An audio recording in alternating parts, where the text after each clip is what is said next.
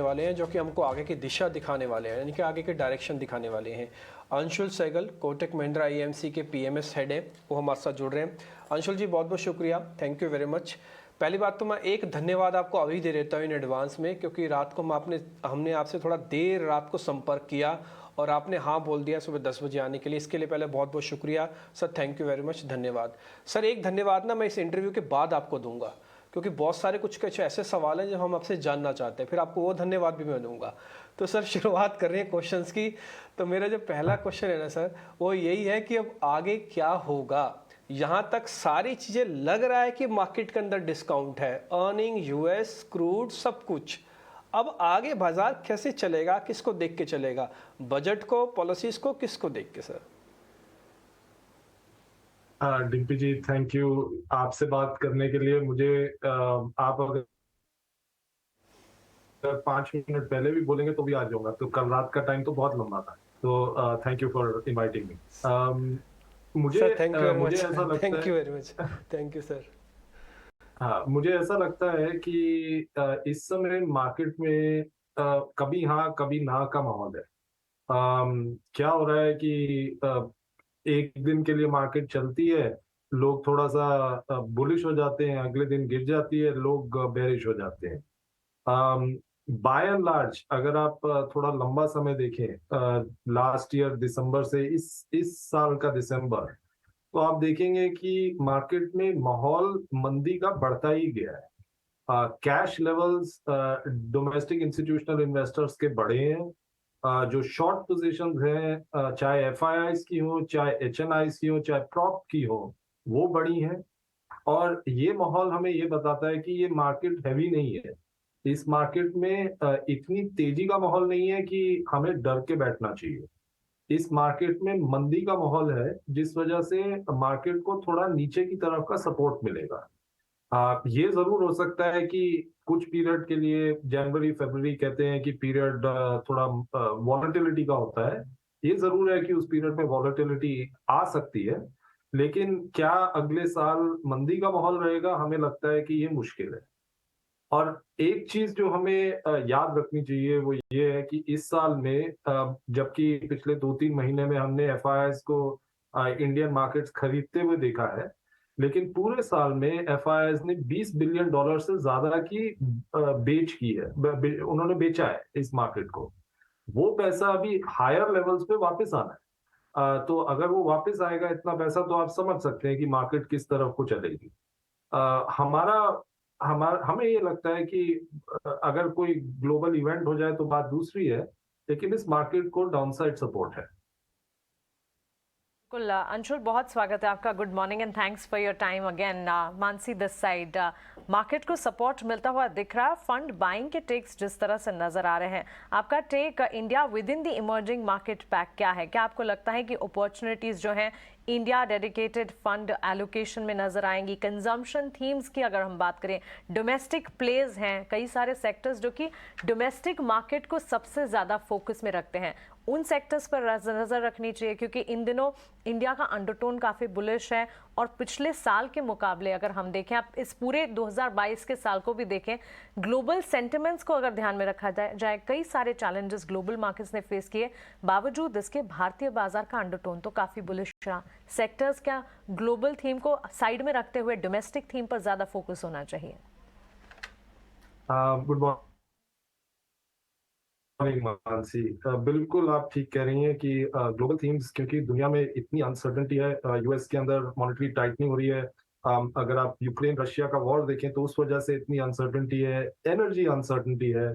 और उसके complete opposite अगर इंडिया को देखें तो इंडियन कंज्यूमर काफी स्ट्रांग है, और इस साल में उसकी स्ट्रेंथ काफी दिखी है।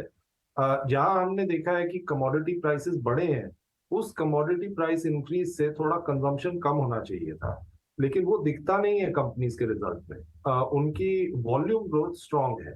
ऑफ कोर्स क्योंकि कमोडिटी प्राइस बढ़े हैं तो मार्जिन में थोड़ा सा कमी आई है, लेकिन वो जैसे कमोडिटी प्राइसेस गिरेंगे तो वो मार्जिन वापस रिवर्स होंगे। हमें ये लगता है कि इंडियन कंज्यूमर ने इस मार्केट को काफी सपोर्ट किया है, और इसी वजह से डोमेस्टिक ओरिएंटेड कंपनीज, चाहे वो ऑटोज हो, चाहे बैंक्स, फाइनेंशियल्स, चाहे कंजम्पशन कंपनीज जिनका आपने जिक्र किया, वो सब हमें लगता है कि ग्लोबल ओरिएंटेड कंपनीज और सेक्टर से ज्यादा फेवर में रहेंगे, और उन्हीं सेक्टर्स की तरफ इस साल में भी फोकस रहेगा। ये जरूर है कि sector by sector, company by company इस साल में एक्शन रहेगा। ऐसा नहीं होगा कि पूरी मार्केट ही 20% ऊपर चली जाएगी, लेकिन जैसा हमने पिछले साल में देखा, जहां मार्केट फ्लैट थी, आपने पीएसयू बैंक्स की इतनी तेजी देखी, उसी तरह इस साल में कुछ एक सेक्टर में, कुछ एक कंपनीज में आप वो तेजी देखेंगे। और ये ऑफ कोर्स थोड़ी नैरो मार्केट रहेगी, लेकिन इसमें मनी मेकिंग अपॉर्चुनिटीज जरूर रहेंगी, और जो लोग मार्केट को थोड़ा समझ सकते हैं उनको पैसा बनेगा। Right, absolutely. ये तो एक बड़ा ट्रिगर पॉइंट है ही, बड़ा फोकस एरिया है ही इंडिया। अंशुल, लेकिन कौन सी बड़ी ग्लोबल थीम्स भी बन सकती हैं इंडिया से निकले तो? चाइना +1 की बात हम बहुत करते हैं, और कौन कौन से स्पेसेस हैं जहां पर डीप पेनिट्रेशन आपको दिखेगी आने वाले समय में? अगर हम बात करें, और रियलिटी में दिख रही है, एप्पल अपने आईफोन की मैन्युफैक्चरिंग के लिए इंडिया को कंसिडर करना चाहता है। इंटेल बात करता है कि वो प्रोडक्ट डिज़ाइन, मैन्युफैक्चरिंग अपॉर्चुनिटीज़ के लिए they also want to explore Indian origin, Indian soil. तो उस केस में क्या ये मैन्युफैक्चरिंग से जुड़ी हुई, या फिर स्मार्टफोन सप्लाई चेन से जुड़ा हुआ, स्मार्टफोन स्पेशली सप्लाई चेन से जुड़ी हुई जितनी भी कंपनीज है, क्या वो एक ग्लोबल सेक्टर्स भी बन के उभर सकती हैं? हमने पिछले दिनों में काफी कंपनी से, आप समझिए पिछले 6 महीने में काफी कंपनी से बातचीत की है, और काफी export oriented, manufacturing oriented company से बातचीत की है। चाहे वो इलेक्ट्रॉनिक्स मैन्युफैक्चरिंग में हो, चाहे टेक्सटाइल्स में हो, चाहे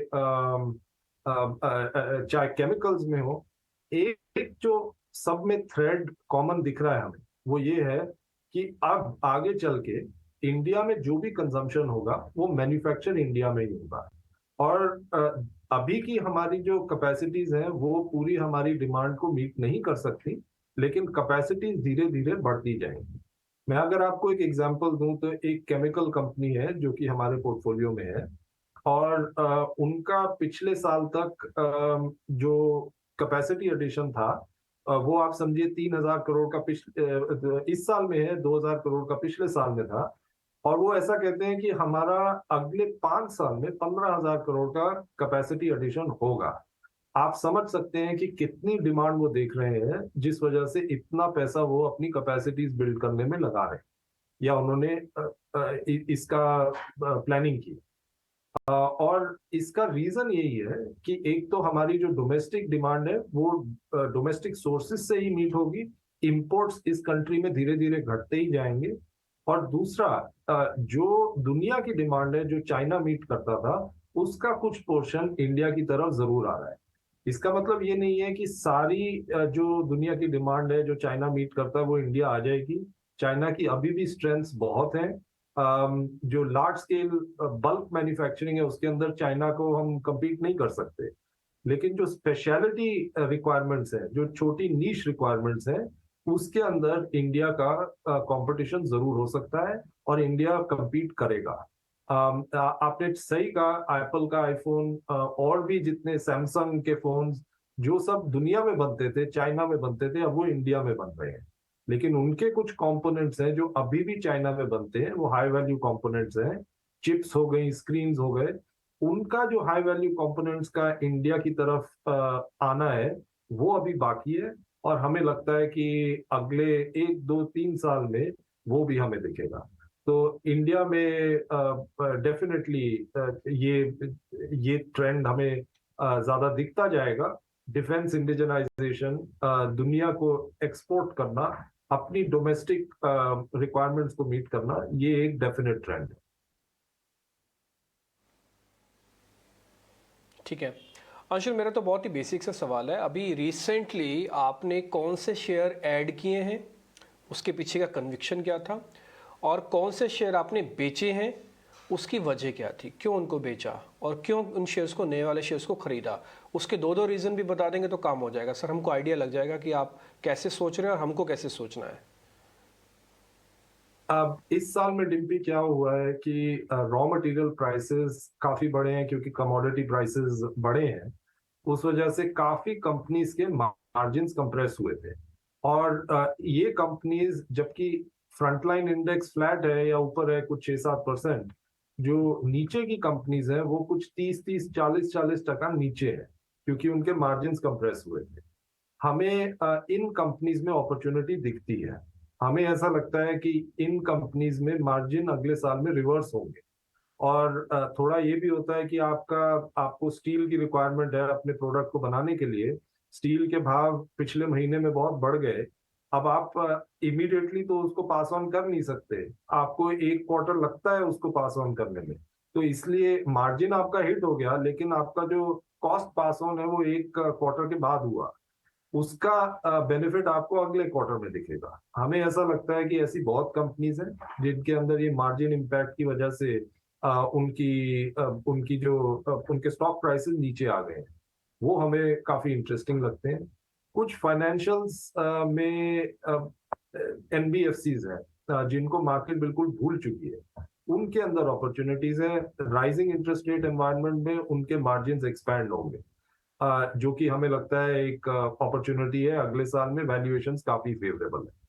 और जहां पे हमने बेचा है वो ऐसी कंपनीज है जिनके अंदर या तो इस साल का जो इम्पैक्ट है वो आया नहीं, इस वजह से वो स्टॉक काफी अच्छा किए हैं, और या फिर जहां पे हमारा थीसिस हमें लगता है कि चला नहीं, और हमें लगता है कि आगे चल के उससे अच्छी अपॉर्चुनिटीज में हम पैसा डाल सकते हैं, वहां पे हमने पैसा डाला है।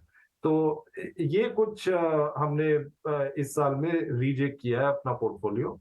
और नेक्स्ट ईयर के लिए हम काफी कॉन्फिडेंट हैं कि स्टॉक बाय स्टॉक अपॉर्चुनिटीज बहुत है। एब्सोल्युटली अंशुल, आपका बहुत शुक्रिया and once again thanks for connecting on such a short notice और अपनी एनालिसिस हमारे साथ शेयर करने के लिए। Have a nice day to you. तो ये थे कोटक एएमसी के, थैंक यू एवरीवन, थैंक्स। बिल्कुल, अंशुल सहगल बताते हुए कि बाजार में अब भी अनिश्चितताएं जरूर कायम रहेंगी, लेकिन बावजूद इसके डोमेस्टिक थीम्स पर आपको नजर रखनी चाहिए। ऑटो एंसिलरी जैसे कई स्पेसेस हैं, कई सारे डोमेस्टिक थीम्स के बेनिफिशियरी सेक्टर्स हैं जिन पर आपको खास तौर से नजर रखनी होगी। मार्केट का क्विक चेक आप देख रहे हैं 18